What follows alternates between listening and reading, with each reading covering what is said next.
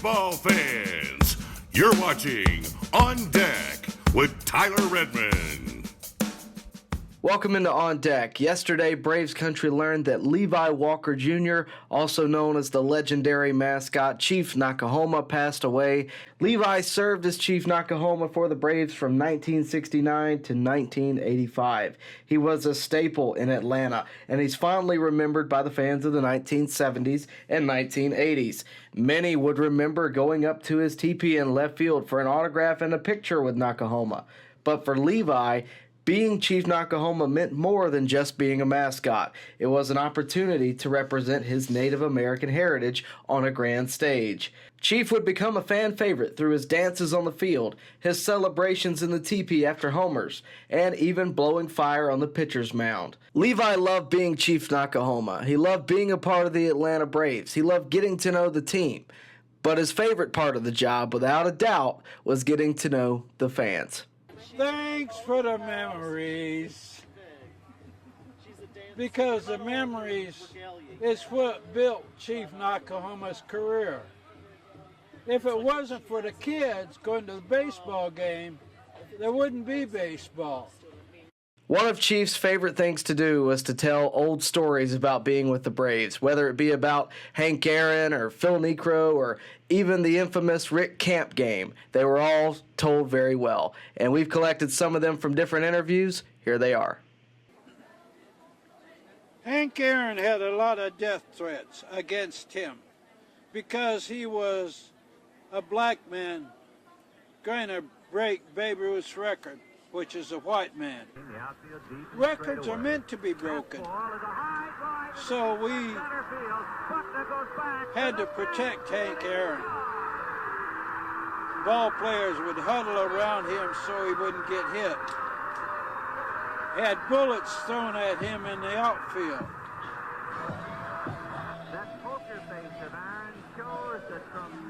So us guys were trying to protect Hank Aaron.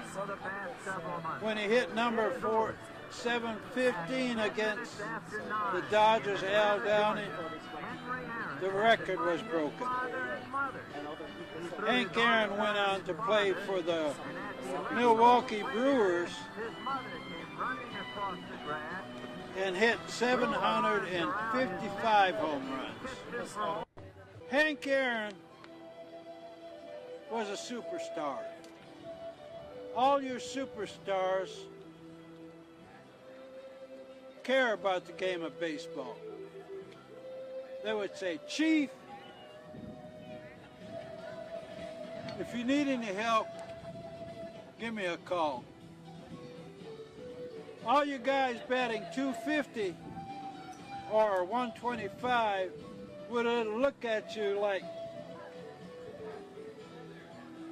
I remember August the 5th, about the 5th inning, Phil Niekro had a no-hitter going.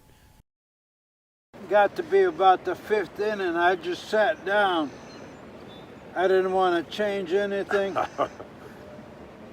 remember about the 7th inning on, no one would talk to me. Oh, yeah. I said, what the hell? So I was so excited about that. I just sat down in front of the teepee, and he continued on till he had a no-hitter. And they called Ralph Garr Beep Beep after the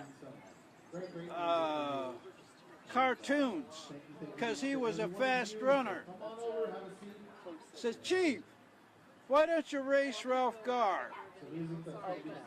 I said, okay. Said, Ralph Garr wants to race you too. So we started on the first base line on the outfield line. We started, bam, took off running. I beat him by 3 foot. My mother sent me to the store. And she said, go straight to the store. I said, yes, ma'am. I went to the store, gave the man the note. he put it there, whatever it was, in a brown paper bag and a change, and I started my way home. I played baseball, so I took the bag and put it next to a tree and played 4 innings of baseball.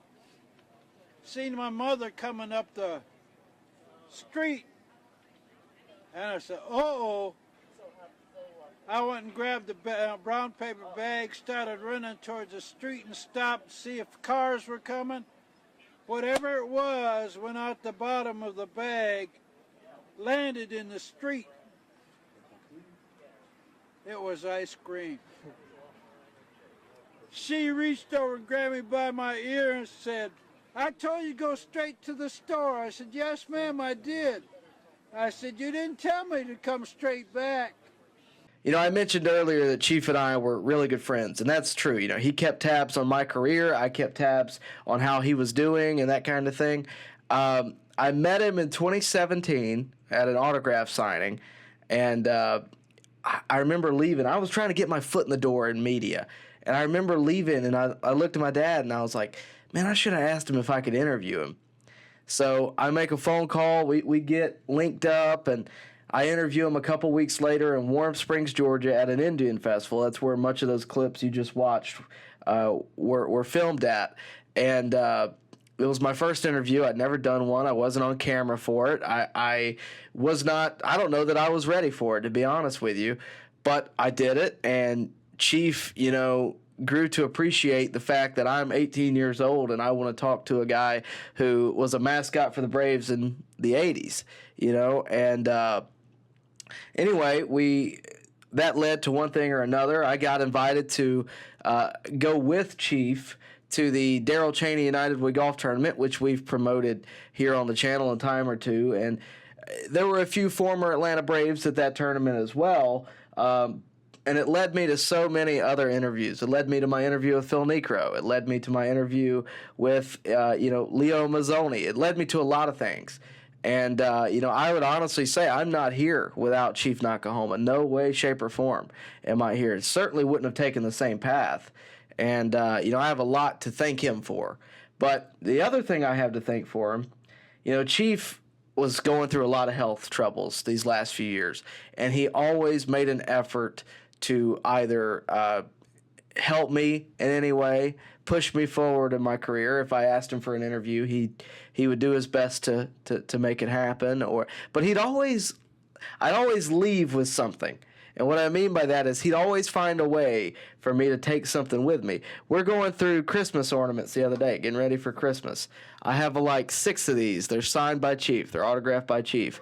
I have a legit 1.5 tall teepee signed by Chief in the living room. I have 4 or 5 pictures over there signed by Chief. I have a war horn that Chief made. I have arrows. I have axes. I have whatever you can think of, baseballs. Whatever I wanted him to sign, he would sign. One of the bigger gifts he gave me was one I'm holding right here. In 2014 or 2015, Chief visited the Atlanta Braves. The last time I think he ever visited was 2015. And Cameron Maben was so excited that Chief was there, and he took time out of his day to go find Chief, talk with him for a minute, and he also gave him this right here. This is a game-used Cameron Maben bat. And Chief wanted me to have it, and I said, oh, no, I can't take that after you told me that story. I can't take it. And I'll tell you why he gave it to me. He wanted me to tell this story one day.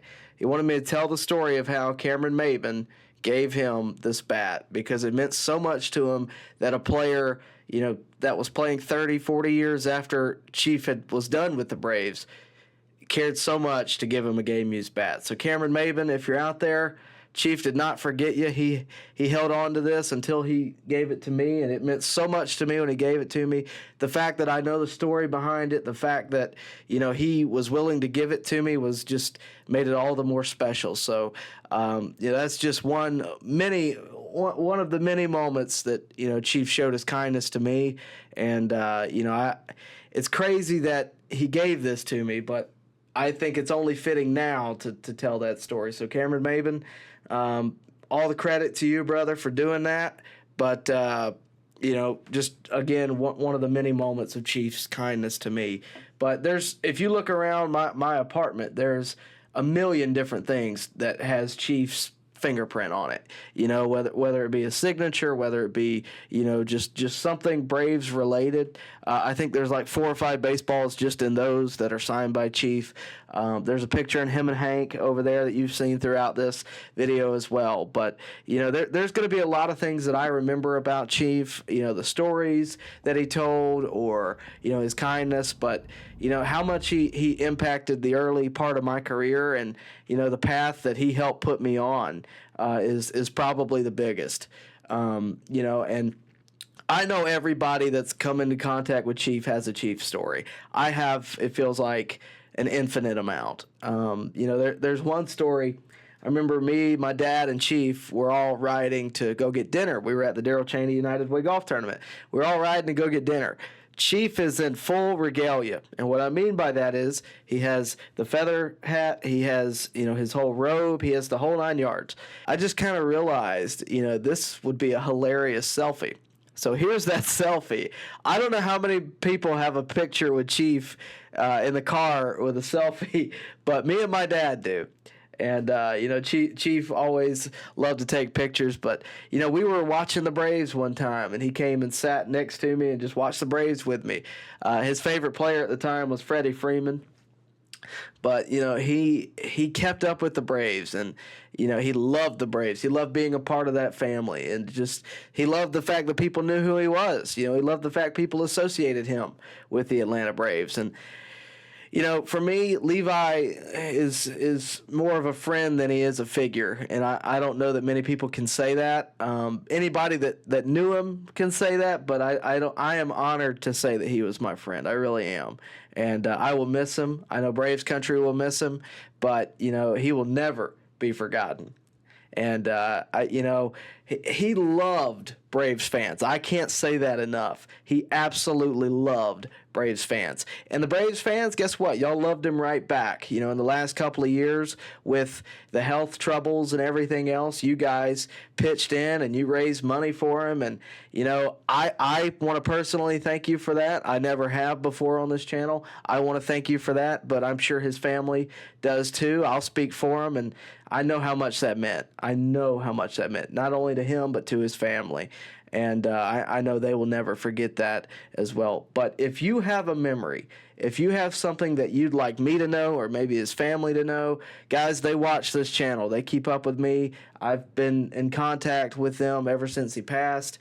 Drop a comment below. Let me know the story, whether you met him at the TP back in 1974 or whether you met him a few years ago in a restaurant. Whatever it is, we'd love to hear it.